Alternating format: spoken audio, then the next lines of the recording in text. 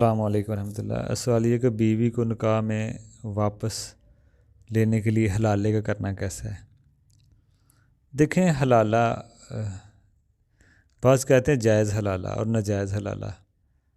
حلالہ کی تقسیم اس طرح کرنا یہ غلط ہے، صحیح حلالہ اور غلط حلالہ۔ پلاننگ کر کے شادی کرنا حرام ہے، وہ حلالہ سمجھ لیں زنا ہے۔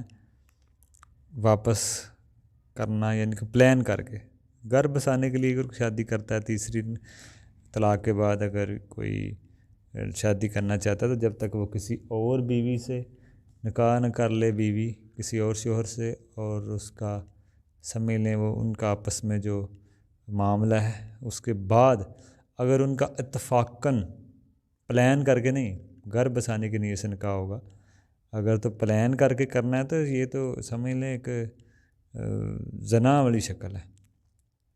کس نکاح کر کے دوبارہ ایک دوسرے 2-3 دن بعد چھوڑ دینا، یہ زنا ہے۔ اگر کسی کو بیوی کو اس طرح کرنا ہے تو پھر وہ تو واپس بیوی کو ویسے ہی رکھ لے حلالے کے بغیر ہی، کیونکہ یہ دونوں شکلیں ناجائز ہیں۔ حلالہ کر کے واپس آنا اور ویسے تیسری نکاح طلاق کے بعد آپس میں نکاح کر لینا، یہ دونوں شکلیں ناجائز ہیں۔ تو کم از کم یہ اس سے عزت تو بچے گی نا، کم از کم گناہ تو دونوں باتیں ہیں۔ تو اس طرح حلالے میں کرنے والے اور کرانے والے دونوں پہ لعنت ہے، لیکن نبی کی حدیث ہے حلالہ کرنے والا کروانے والا۔